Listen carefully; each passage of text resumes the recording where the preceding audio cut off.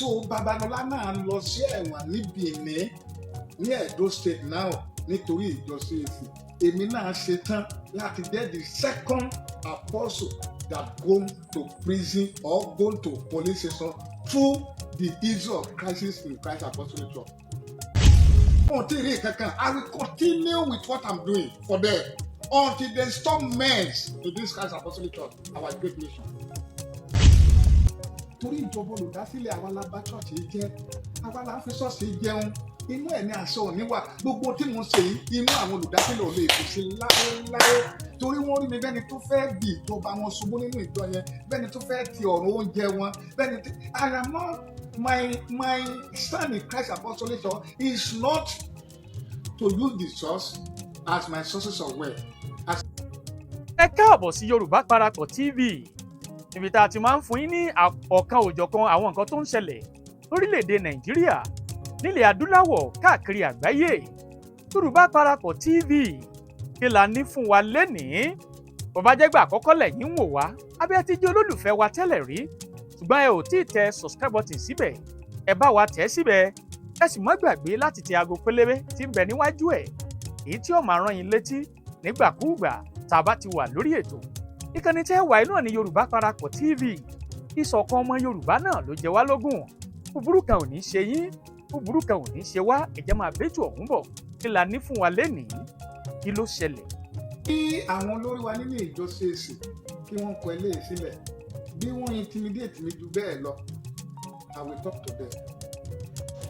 Tí mo bá dẹ̀ sọ̀rọ̀ sí wọn nínú ìbínú tí wọ́n frustrate mi nínú ìwà wọn I will come 100 times and ask for apology gẹ́gẹ́ bí ọmọ Yorùbá gẹ́gẹ́ bí èrò ìjọba ọ̀run. September 29 mo pariwo pé mo màrí tán mo gbé ìgbésẹ̀ kan lọ́wọ́lọ́wọ́ kò tí ì ṣẹlẹ̀ ẹ lọ wo message mi September 21 pé kí gbogbo ọmọ Nàìjíríà ká gbàdúrà o ó ṣẹ̀ṣẹ̀ dé tán bá àwọn wòlíì Nàìjíríà tẹ̀sán sọ ìgbà tó ò tí ì bẹ̀rẹ̀ lèmi ti sọ pé ká gbàdúrà. Ìyẹn ò wá ní pé ká má bàbá Tinubu sọ̀rọ̀ pé kò sáyé eré gbogbo wa mọ̀ pé ìjọba PDP APC especially APC wọn ò sáyé eré ṣùgbọ́n eléyìí nípa ti àwọn tí wọ́n ní mo sọ blasphemous fún wọn ká dúpẹ́ lọ́wọ́ Ọlọ́run pé èmi rí àtúnṣe ṣe bàbá wa Oyèlámì àti àwọn tó ní àwọn kọ̀wé wá fún mi àwọn gbọ́lọ́pàá àwọn pé ìkankan wá tí wọ́n sọ bẹ́ẹ̀ tí mo gbọ́ lónìí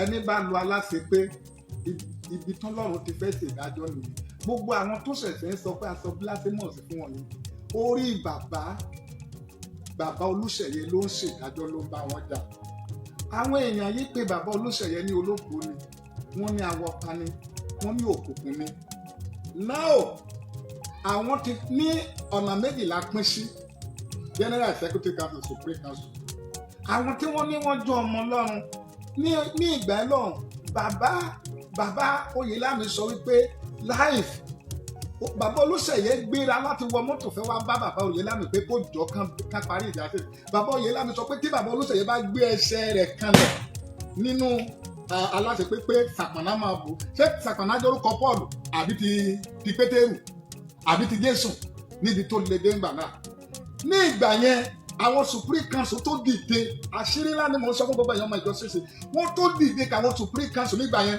wọ́n lọ gbé erelú àgbáyé wá wọ́n tó publish ẹ̀ wọ́n tà ní aláṣẹ pé I was there I bought my own wọ́n bẹ̀rẹ̀ sí tà ní aláṣẹ pé Olúṣèyẹ wà nínú ẹgbẹ́ òkùnkùn bàbá Abíárà wà nínú ẹgbẹ́ ayé bàbá Adébóyè bí inú gbogbo wọn ṣe dùn nígbà yẹn nìyẹn now àwọn tí wọ́n ṣẹ̀ṣẹ̀ ń bínú pé náà sí kí mo sì sọ fún wọn ní ìsìn tí wọ́n sọ pé wọ́n ń jà káàkiri àdàbí táwọn náà bá ti fìgbà kan sọ sí bàbá Olúṣèyẹ rí bàbá Olúṣèyẹ táwọn sọ pé gbogbo ìgbà yẹn ní ìsìn adúpẹ́ lọ́wọ́ Ọlọ́run fún ìgbé ayé bàbá Olúṣèyẹ àwọn ọmọ bàbá Olúṣèyẹ àti rí wọn di àárọ̀ yìí both media in the Christ Apostolic Church and then stand see àwọn gbogbo àwọn tó bá bàbá Olúṣèyẹ jẹ́ yẹn ọmọ àwọn mélòó la gbọ́ ìlú ẹ̀ lórí.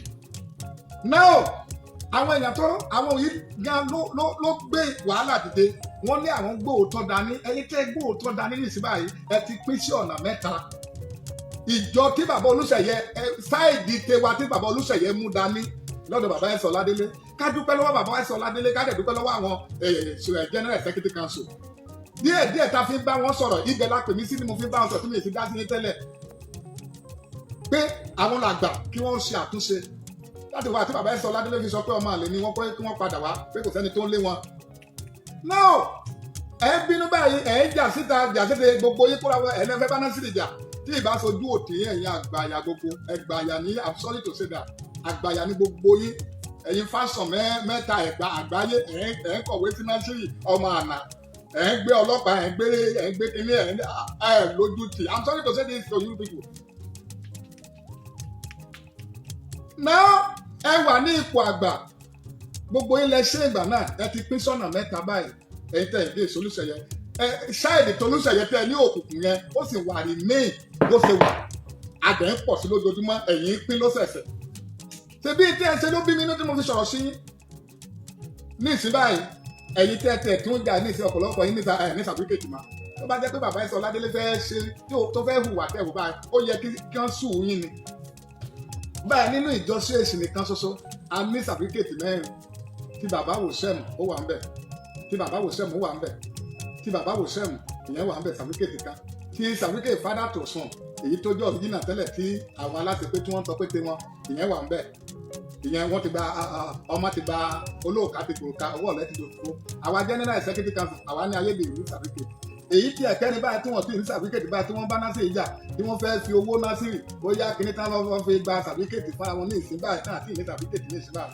àwọn ní ìsìn báyìí bóyá certificate tí wọ́n fẹ́ lọ ṣe lọ́rùn àbáyé tó bá jẹ́ lóòótọ́ ní certificate ẹ present ẹ̀ tí ì bá ṣe pé ìjọba Nàìjíríà ò dúró dáadáa tí ìjọba Nàìjíríà ò dúró dáadáa nínú CAC nìkan ká ní certificate mẹ́rin ọlágbára fún certificate ẹ̀kẹ́rin náà àwọn tó tẹ̀ fẹ́ lọ sí báyìí ẹni lọ́ọ̀yà láti lè ṣe gbogbo wàhálà gẹ́gẹ́ bíi tí mo gbọ́ information tó bá jẹ́ lóòótọ́ ni o I don't know ẹni gbogbo ẹ̀ kí ló dé tẹ̀lé lówó fi gba certificate titun certificate ti mẹ́rin nínú ìjọ ẹ̀dọ̀fọ̀ president mẹ́rin ẹ̀dẹ̀ sọ pé one full one sefa ojú òtí yín o ojú òtí wa o gbogbo wa pátá ẹjá lọ yí padà. I am not supporting Muslim but I'm supporting the truth. And títí Jésù yóò tẹ̀ fi dé ẹ má bínú o if you say I'm tribalism yes o títí Jésù yóò fi dé okun tó bá ti jẹ́ ti CAC mo support ẹ̀ okun tó bá ti jẹ́ tọmọ Yorùbá I will support ẹ̀ má dẹ̀ máa pray ìyẹn ò wá ní pé ká má bá bàbá Tinubu sọ̀rọ̀ pé kò sáyé eré gbogbo wa mọ̀ pé ìjọba PDP APC especially APC wọn ò sáyé eré ṣùgbọ́n o ṣé nígbà tí Fúlàní ṣẹ̀ṣẹ̀ sọdún mẹ́jọ tán tá a ti wà nídìí àgbà yẹn tẹ́lẹ̀ tún wọbẹ̀ tí a ti kó sínú ẹ̀ ní ìsìn ṣé òun ni àmọ́ tó wá sọ pé kí Fúlàní mi tó wá máa pọ̀ ní Nàìjíríà if I say I'm tribal mo gbà bẹ́ẹ̀ but I'm not defending the bad government mi defend the bad government ìjọba tó ń lọ lọ́wọ́ yìí ó léwu mo dẹ̀ ti sọ ọ̀pọ̀lọpọ̀ ìjọba ẹ̀ kó tó di kó wá for example ní September 29 mo pariwo pé mo mariton mo gbé ìgbésẹ̀ kan lọ́wọ́lọ́wọ́ kò tí ì ṣẹlẹ̀ ẹ lọ wo message ní September 21 pé kí gbogbo ọmọ Nàìjíríà ká gbàdúrà o ó ṣẹ̀ṣẹ̀ dé tán bá àwọn wòlíì Nàìjíríà tẹ̀sí sọ ìgbà tó ò tí ì bẹ̀rẹ̀ lèmi ti sọ pé ká gbàdúrà mo sọ lélẹ̀ tí mo lọ sínú àdúrà tí mo dé yìí mo ní ẹ pẹ̀lẹ́ o mo ní mo rí Wike àtàpábíò mo ti sọ tẹ́lẹ̀ náà ti pẹ́ pé àpábíò wọ́n máa ìpìsì ẹ lọ kọ́lẹ̀ tá a bá dẹ̀ ìpìsì wàhálà impeachment mo ní mo rí lórí ẹ̀ ṣẹ̀dẹ́yìn náà gbọ́ nìyí ẹ wo ohun tó ṣẹlẹ̀ sí Wike lánàá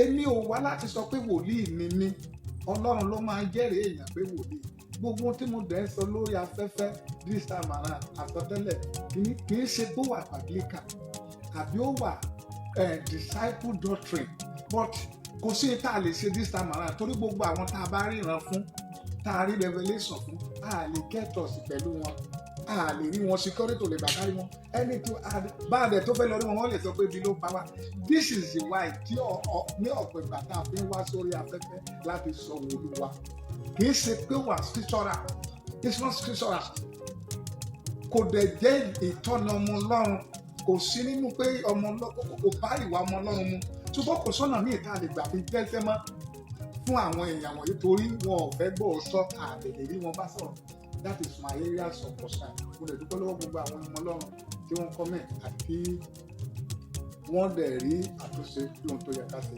that is nípa ti trump nìyẹn eléyìí nípa ti ìjọ àpọ́sù ti Kristi àti àwọn olórí wa tí mo fẹ́ jẹ́ kí gbogbo àwọn ọmọ Ọlọ́run kí wọ́n kọ́kọ́ mú sí ọkàn. One, ohun mẹ́rin lèèyàn gbọ́dọ̀ tóbi jù láti ṣe láyé. Ohun mẹ́rin la gbọ́dọ̀ tóbi jù láti ṣe. Number one, a gbọ́dọ̀ tóbi jù reconciliation láti ṣe ìlàjà. Bí o bá ti jọ́jú lọ́wọ́ ọmọ Ọlọ́run, o ò gbọ́dọ̀ tóbi jù láti làjà pẹ̀lú anybody. Ìyẹn ni Bíbélì sọ pé ẹ wá àlàáfíà pẹ̀lú gbogbo ènìyàn. Number two, a gbọ́dọ̀ tóbi jù repentance, that is ìrònúpìwàdà. Torí gbogbo ènìyàn ló ń dẹ́ṣẹ̀ ló ń ṣubú. That is why ní gbogbo ìgbà ọmọ Ọlọ́run gbọ́dọ̀ ní ẹ̀mí ìrònúpìwàdà.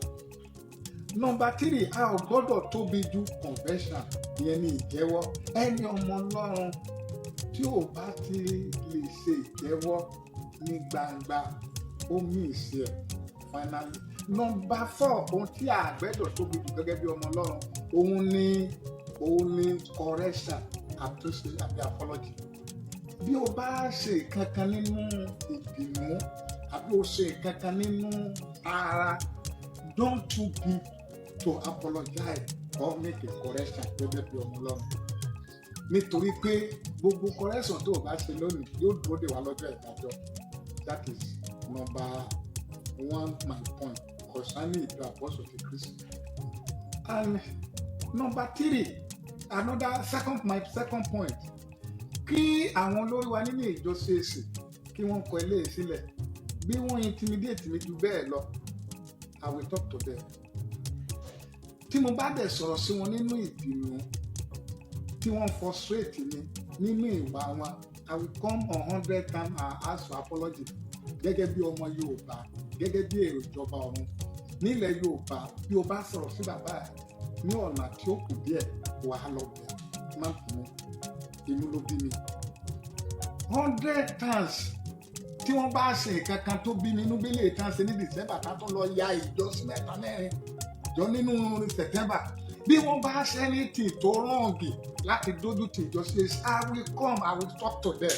Tí mo bá rí pé mo sọ̀rọ̀ yẹn pé mo fi ìbínú sọ̀rọ̀, because I'm not my position in CAC, in Christ Apostolic Church, I have just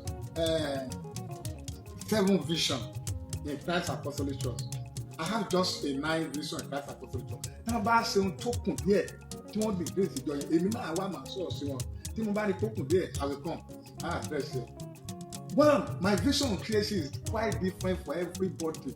One, ipò àwọn àgbà ní ìjọ wa tí wọ́n yẹ̀yẹ́ àwọn olórí wa. Number one, ká correct it. Number two, covenant day táwọn bàbá ńlá wa ti fi lélẹ̀. Nígbà tí àwọn bàbá general evangelist tí Ọlọ́run tọ̀dọ̀ wọn gbé mi dìde fún ìjọ yìí, tí ò bá lè ṣe ìjà àwọn program ẹ̀ fún CAC, tó jẹ́ pé CAC tó tí a ní over 150 countries tí wọ́n wá máa ń yẹ program, I will come, I will attack there. Tí mo bá attack ọ̀ tí mo bá rí pé tí mo fi ìdúrósọ́pọ̀ máa bẹ̀ wọ́n. Number three, my vision is unity and peace of the church. Kí Ọlọ́run kó dá padà káwọn fúnra wọn ṣètò ẹ̀. Number three, my vision there, tàbí number four, is about promoting the position of our wife. Bàbá Táíwò ló ṣe ìkàkà láìpẹ́, ó ṣe báyìí dé, ó wọ aṣọ kan pẹ̀lú ìyàwó ẹ̀, ó kó àwọn ọmọ ẹ̀, wọ́n dúró sí iwájú rọ́tà, wọ́n gékè inú wájú pé ṣé wòlíì ṣe ìsìnkú yìí àbí wòlíì Pentecostal náà. Ẹ wo àwọn bàbá wa fún Àkàndé, how they move with their wives. Ẹ wo àwọn bàbá míì bẹ́ẹ̀. Ẹ wo bàbá Ọlọ́gbọ́nyọ, ẹ wo tó ṣe nínú chọ́ọ̀chì ẹ̀ tó kò mú àwọn ìgbéyàwó. We are happy of all this. To promote the office of the woman in our great nation. That is number 4 vision. Láti bá àwọn bàbá wa sọ. Number 5, láti má palégèsì àwọn bàbá ńlá wa rẹ́. This is my point. Láti má sọ CAC di o. Number 6, láti má sọ CAC di ìjọ òwò, ìjọ business. Ẹ̀yin èèyàn mẹ́wàá, ẹ máa mú ọrẹ wá, ẹ máa mú ilé wá. No! That is number 6 in my vision in Christ Apostolic Church. The number 7 one, which is a great one in my vision, láti pa ìjọba olùdásílẹ̀ run. Èmi náà wà láàrin wọn. Torí ìjọba olùdásílẹ̀ àwa la bá church yìí jẹ́, àwa la fi ṣọ́ọ̀ṣì jẹun. Inú ẹ̀ ní aṣọ òní wà. Gbogbo tí mo ṣe yìí, inú àwọn olùdásílẹ̀ ò lè fi sí láéláé. Torí wọ́n rí mi bẹ́ni tó fẹ́ bí ìjọba wọn ṣubú nínú ìjọ yẹn, bẹ́ni tó fẹ́ ti ọ̀rọ̀ oúnjẹ wọn, bẹ́ni tí I am not my stand in Christ Apostolic Church is not to use the church as my sources of wealth, as my sources of eating. Láti pa ìjọba olùdásílẹ̀ ẹ̀rùn ó gbègbè fọlọ́run. Àwọn ọmọ ìjọ yìí gangan ló ní ìjọ, àwọn tí à ń transfer káàkiri tó jẹ́ ìjọ. Ẹ wo bàbá Olúṣèyẹ ó dá revival center lẹ̀. Ẹ wo CAC Gàríkẹ́ríà wà ní Àbújá tí àwọn bàbá olóògbé tó ṣe ìjọ láti mú ìjọba olùdásílẹ̀ láti parun nínú ìjọ yìí. That is my vision. My number 8 vision láti promote àwọn ohun èlò tiwa. Táyé máa develop ohun èlò ìjọ níjọ. We are the first Pentecostal church in the history of Nigeria, in Africa, láti promote àwọn ohun èlò tiwa, àwọn akọrin wa, àwọn wòlíì wa, àwọn ìyàwó wa, láti promote ohun èlò tiwa gángan. Káyé máa yá àwọn èlò ìjọ míì láti promote ìjọ wa. Number 9, àwọn akọrin wa àti bẹ́ẹ̀ bẹ́ẹ̀ lọ. Number 9, láti rí dájú pé àwọn ìran ọjọ́ ọ̀la wa wọ́n bá ìpìlẹ̀ rere, òtítọ́ àti òdodo. Inú mi dùn nígbà tí mo gbọ́ mẹ́sẹ̀jì bàbá wa Ẹ̀sọ́ Ládélé ní àgbàlá ìtura 40 years anniversary. Ó ní wọ́n frustrate òun ní 28 years ago. Kì í ṣe èsì pé wọ́n gbógun ti òun ipò òun fẹ́ resign kó òun pull out message. Ó ní bọ̀ bàbá bí advice mi. This is my àwọn message tí mo fẹ́ máa gbọ́ nìyẹn. Mo ti gbà pé àwọn aṣáájú mi náà, àwọn bàbá Adéoyè, àwọn bàbá Lùsù, àwọn bàbá Akínsùlù rẹ̀, àwọn bàbá bẹ́ẹ̀, mo ti mọ̀ pé àwọn bàbá olóòótọ́ nínú ìjọ yìí, àwọn bàbá fọ́mọ kìíní ní Ọ̀wọ̀, mo ti mọ̀ pé gbogbo wọn náà pàdé tí mò ń rí lọ́wọ́lọ́wọ́ yìí. And I will stand to say it. I will not quit or tell you all our leaders the truth. Never. The only thing I can do is that I will not come on media with anger and continue to condemn you. That is all. But that is my vision. Vision mi nìyẹn, mi ò ní vision ibi sí àwọn olórí wa torí wọn ò ṣe mí níbi. Gbogbo wọn lọ́lọ́run lò fún mi ní ọ̀nà kan àti èkejì, especially bàbá Ẹ̀káyà. Kí ló ṣe fún mi? Gbogbo wọn lọ́lọ́run lò fún mi. Kí ìyẹn nípa vision mi ní ṣe. I don't have anything with them. Ìyẹn ìkíní. Kí ni mo torí ẹ̀ wá sọ gbogbo eléyìí? Inú mi dùn ní èmi yìí. Kí ló jẹ́ kí inú mi ó dùn tí mo fẹ́ kí gbogbo ọmọ ìjọ ṣe é sígbà àti gbogbo àwọn ọmọ Ọlọ́run? Mo gbọ́ wípé bóyá òótọ́ ni o, bóyá irọ́ o. Mo gbọ́ wípé bàbá mi wòlíì Ẹ̀káyà ó gbé intelligent látàkùdá. Bóyá tòótọ́ o, bóyá irọ́ o, mi ò mọ̀ o. Bọ̀ mo rí àwọn mẹ́sẹ̀gì lórí fóònù mi lónìí pé wọ́n gbé àwọn intelligent wá sí ṣọ́ọ̀ṣì ìwé láti wá àrẹ́sì mi. Mo dẹ̀ tún gbọ́ pé àwọn ìfẹ́rìmù náà wọ́n gbé ọlọ́pàá àti sọ́jà àti ìwé adájọ́ pé wọ́n gbé wọn wá lénìí. Inú mi dùn. Mo dẹ̀ gbọ́ pé àwọn ti Adó náà pé àwọn náà kọ̀wé wá.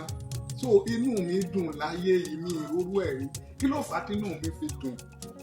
Ni wípé ó fi hàn wípé ọ̀rọ̀ tí mò ń bá wọn sọ ó kàn wọ́n. Mo tẹ̀ gbọ́ pé wọ́n fi mí sínú profile CAC news káàkiri. Èmi ti wọnú àdúrà lọ torí ọ̀nà tí bàbá Ẹ̀káyà fi hàn wá nìyẹn. Inú igbó mi wò bí gbé. Yàtọ̀ sí ìgbà tó ṣe padà sí Secretariat nìbàdàn, ọ̀nà rere tó fi hàn wá ní ibẹ̀ làwa dẹ̀ lè dúró sí. Ká lọ máa jókòó sínú igbó nínú òjò sábẹ́ kájú sábẹ́ kòkó ní tó fi hàn wá nìyẹn. Gbogbo àwọn ọmọ nígbà náà kìí ṣe àwọn tó fi ń ṣàkàbàgòkè yìí o. Èyí tí bàbá fi hàn wá nìyẹn. Ibẹ̀ lèmi dẹ̀ ti dúró sí. Ìyẹn nípa ihun tó múnú mi dùn pé gbogbo àwọn fashion wọn yẹn yàtọ̀ sí fashion bàbá wa Rosen people, gbogbo àwọn fashion gbogbo náà ni wọ́n kó ọlọ́pàá kó kankan wá sínú òwe ní òde sí ilé. Mo ti wọgbó lọ, màá fi nọ́mbà tí wọ́n lè máa fi gẹ̀ẹ́tì mi ní ìsìn, màá fi sórí media. Tí wọ́n bá fẹ́ advice mi, oko tán bá fẹ́ kí wọ́n lè wá, kí wọ́n jẹ́ kí n máa àkókò. Torí pé èkíní ìwé gbogbo tán bá mú wá, ẹ̀tọ́ ni ayé àtọ̀ ń lé kí n gbà, kí n kà á sí gbogbo àwọn ọmọ Ọlọ́run létí lẹ́ẹ̀mẹ́sàn-án lórí media kó wà safe for life. Kí gbogbo àwọn èèyàn wá béèrè lọ́jọ́ ọ̀la tọ́wọ́ àwọn ọmọ tó ń bọ̀ pé kí ni máà ní gangan tí ẹ̀ ń bá àwọn olórí wa sọ. torí ìjà tí wọ́n bá mi jà míì tí wọ́n ní ọ̀pọ̀lọpọ̀ wọn ní mo sọ blasphemous fún wọn. Tí a bá wo ìwé Psalm 106 verses 32 to 33 Psalm 106 verses 32 to 33 ó wípé wọ́n sì bí i nínú pẹ̀lú níbi omi ìjà bẹ́ẹ̀ ni ó burú fún Mósè nítorí wọ́n mú ẹ̀mí rẹ̀ bínú bẹ́ẹ̀ ni ó fi ẹnu rẹ̀ sọ ọ̀rọ̀ ayẹ má sì blasphemous. Àwọn olóṣèlú tó bí mi inú ni mo fi sọ̀rọ̀ ayẹ sí wọn. Tí wọn ò bá dẹ̀ dáwọ́ láti disgrace ìjọsìn èmi náà ní dáwọ́ láti máa disgrace wọn. Anywhere tán bá fẹ́ gbé mi lọ mo ṣe tán pẹ̀lú wọn. They must stop disgracing the great mission. Inú mi dùn nígbà tí mo gbọ́ pé àwọn fásán mẹ́tẹ̀ẹ̀ta dìde wọ́n mú ìwé wá. Ìtó bà nínú jẹ́jọ́ ni pé mi ò rí ìwé wọn mi ò rí wọn. Wọn ò bá dẹ̀ ti fọ́ọ̀mù mi tẹ́lẹ̀ kí wọ́n tó jẹ́ kí n mọ̀ máa fún ara mi lọ gbà. These are the one nípa ti wọn. Ayọ̀ tí mo dẹ̀ tún ní ni pé ọjọ́ keje oṣù kẹwàá ọdún 2004 lọ́lọ́run gbé mi dìde nínú ìjọ lábẹ́ iṣẹ́ ìránṣẹ́ bàbá mi ilé ìsìkáyọ̀ olóbóyè ọládèjì ọjọ́ keje yẹn. Ìgbà tí mo dẹ̀ máa rí ìtàn àpọ́sù Babalọ́lá ọjọ́ kẹsàn-án lọ́lọ́run gbé dìde oṣù kẹwàá. I want to stand as that hero. I must make it. Lágbára Ọlọ́run lórúkọ oní tó ní ayé àtọ̀run. The Lord will do it. Ní tó múnú mi dùn nìyẹn. Ká ní mo rí wọn tí wọ́n ti jẹ́ kí n mà ní. Bí ó bá dẹ̀ jẹ́ ilé mi ní Ìbàdàn ní behind Ayéfẹ́lẹ́ radio station máa fún wọn nọ́mbà ìyàwó mi tá bá ti pè àwa gba ìwé tá bá fẹ́ fún mi ìyẹn that is number one. Mo gbọ́dọ̀ ibi tí mo bá iṣẹ́ dé mi ò gbọ́dọ̀ sọ pé mo tó fẹ́ padà sẹ́yìn láti ọdún 6 tí mo dẹ̀ ń bá wọn fà tán àgbẹ̀ borí mi then God is with me. That is all. That is nípa ti àwọn ti bàbá Ìsáyà àti àwọn tó ní àwọn tó ló kó bóyá àtúntò bóyá ẹ̀rọ ọ̀tún tí mo rí lónìí ni Ọlọ́run gbogbo àwọn ọmọ Ọlọ́run táwọn tẹ̀lé bá mi ṣe mẹ́sẹ̀gì sáwọn ìjọ CAC pé mo wà lé o mo ti fi nọ́mbà mi sí wọn nọ́mbà táwọn bá ti dé ìsàlẹ̀ yìí nìbàdàn káńtẹ̀ nọ́mbà ìyàwó máa wá gba ìwé wọn mo wé ṣe tọ́ọ̀sì ló wà bẹ́ẹ̀ máa wá gba ìwé tẹ́ bá fẹ́ fún mi àwọn kan máa ṣe kí ni mo fẹ́ kí ìwé ìwòlẹ́ fẹ́ fún mi tí mi ò ní lè gbà ṣé mo jẹni tó dá wà ní so my number dey maybe say 08038030562 wọ́n gbàdúrà fún ìjọ àpọ́sù ti Kristi àtàwọn ọmọ Ọlọ́run pátápátá tí wọ́n wà nínú ìjọ lórí ọ̀fọ̀ Ọlọ́run ní fi wá sílẹ̀ o tó máa jẹ́ ká ní ayé ká má ní ọ̀run Ọlọ́run ní jẹ́ kí ogun ọjà wà gbogbo àwọn bàbá tẹ̀dá ayé lè wà láàrin Ọlọ́run ló parí ẹ̀ torí òkùnkùn tó wá lẹ́ẹ̀kan àfi kankan mo tètè lè wá fún mẹ́sẹ̀gì ṣe free káwọn ọmọ Ọlọ́run ká lè mọ̀ pé ní tí mo sọ mo bá wọn sọ ni mo bẹ̀ sọ́ọ̀rì fún iná tó lọ lẹ́ẹ̀kan I'm sorry. Thank you. I saw me. Go ahead. I don't need to talk with you. Over nínú gbogbo ó máa rí bíkùn mi láti máa bá àwọn olórí sọ̀rọ̀ kí wàá lọ máa bá ẹnìkan tó jẹ́ pé ó ń wá oúnjẹ nínú ìjọ kí lọ máa bá ẹ̀ṣẹ́ ìjọ. No. I'm not a person like that. Ó ti dùn yẹn lọ. Gbogbo tó bá fẹ́ pè mí yọ ọ̀rọ̀ àwọn bàbá kúrò kó fèsì máa tọ́ wo nílẹ̀ sọ pé ní ẹjẹ́ onílà lèmi ẹjẹ́ kí n máa tù ọ kájọ tẹ̀sẹ̀ sí kí ẹ̀dẹ̀ dáhùn béèrè mi ìsàlùwẹ̀ wò tù. Yorùbá Parapọ̀ TV ẹ máa gbọ́ ẹ máa wò ó ẹ subscribe síbẹ̀ ẹ láìkí ẹ̀ bó bá ṣe ń lọ àwa ò ní jẹ́ kétí yín ó di sí o. Yorùbá Parapọ̀ TV àgbàlẹ́tù ọmọdé làwọ̀.